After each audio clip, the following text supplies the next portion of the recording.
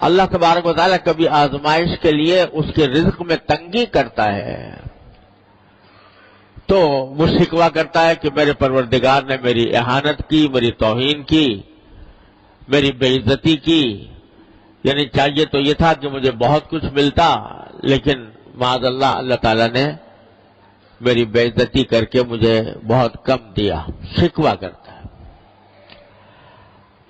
اللہ تبارک و تعالیٰ آگے یہ فرماتے ہیں کہ اگر یہ رزق میں تنگی آتی ہے تمہارے تو در حقیقت اس کی وجہ تمہارے اعمال ہوتے ہیں۔ رزق میں تنگی کے دو مطلب ہیں۔ ایک مطلب تو یہ ہے کہ آمدنی کم ہو اور اتنی کم ہو کہ اس میں گزارا نہ ہو سکتا ہو، یا کم ہوتا، بہت ہی تنگی کے ساتھ گزارا ہوتا ہو،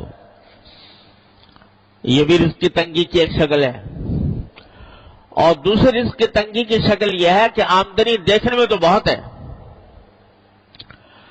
لیکن برکت نہیں ہے، اور اس کا نتیجہ یہ ہے کہ ساری آمدنی ہونے کے باوجود آدمی ہر وقت کسی نہ کسی الجھن میں گرفتار ہے۔ اور آج کل یہ صورت بہت کثرت سے پیش آتی ہے۔ اچھے خاصے مالدار لوگوں کو جن کی آمدنیاں بہت زیادہ ہیں، ان کو بھی یہ شکوہ کرتے سنا کہ پتہ نہیں کہاں سے پیسہ آتا ہے، کہاں چلا جاتا ہے، اور نتیجہ یہ کہ پیسے کا اصل فائدہ تو یہ تھا کہ انسان کو راحت ملتی، انسان کو آرام ملتا، اطمینان سکون حاصل ہوتا، لیکن بجائے آرام اور اطمینان حاصل ہونے کے اس سے پریشانیوں میں اضافہ ہو رہا ہے۔ یہ ہے بے برکتی۔ آمدنی تو ہے مگر برکت والی نہیں ہے۔ اللہ تبارک و تعالیٰ جب برکت عطا فرماتے ہیں تو تھوڑی آمدنی میں انسان کو سکون آرام مل جاتا ہے، راحت میسر آ جاتی ہے، اور اللہ بچائے اگر بے برکتی ہو تو لاکھوں کی اور کروڑوں کی آمدنی ہو، اس کے باوجود انسان پریشان ہی نظر آتا ہے۔ اور قرآن کریم نے ایک جگہ فرمایا کہ بعض اوقات انما یعذبہم بہا فی الحیاۃ الدنیا، اللہ تعالیٰ اس مال کو ان کے لیے عذاب کا ذریعہ بنا دیتے ہیں دنیا ہی کے اندر۔ یعنی مال تو بہت ہے لیکن مال کی حصول میں، اس کی تلاش میں، اس کے لوگ سرگرداں ہیں، تو اس میں دن کا چین میسر ہے، نہ رات کا آرام میسر ہے، نہ بیوی بچوں کے ساتھ وقت گزار سکتے ہیں، نہ اپنے گھر والوں کے ساتھ اطمینان کے ساتھ بیٹھ سکتے ہیں، راحت میسر نہیں۔ پیسہ ہے مگر راحت نہیں۔ یہ بھی رزق کی تنگی کی ایک بدترین شکل ہے۔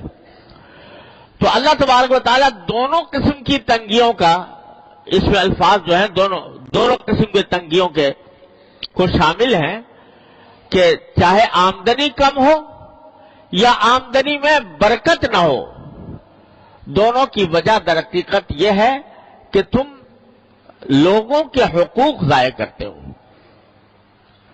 لوگوں کے حقوق کیا ضائع کرتے ہو؟ پہلا ذکر کیا یتیم کا، لا تحاضون علی طعام بلکہ لا تکرمون الیتیم، یتیموں کی عزت نہیں کرتے۔ یہ نہیں کہا کہ یتیموں کو کھانا نہیں کھلاتے، بلکہ عزت نہیں کرتے۔ مطلب یہ کہ اول تو یتیموں کی دیکھ بھال میں تمہاری کمی ہے، اور اگر کبھی کوئی کرتا بھی ہے تو اس کا جیسا اکرام ہونا چاہیے، جیسی عزت ہونی چاہیے، اس قسم کی عزت اس کو نہیں دیتے ہیں۔ وَلَا تَحَاضُّونَ عَلَىٰ طَعَامِ الْمِسْكِينِ، دوسرے لوگوں کو بھی کوئی ترغیب نہیں دیتے کہ تم مسکینوں کو کھانا کھلاؤ، مسکینوں کے حاجتوں کو پورا کرو۔ ایک تو یہ بات تھی۔ پھر فرمایا وَتَأْكُلُونَ التُّرَاثَ أَكْلًا لَمًّا، اور میراث کو تم لپیٹ کر کھا جاتے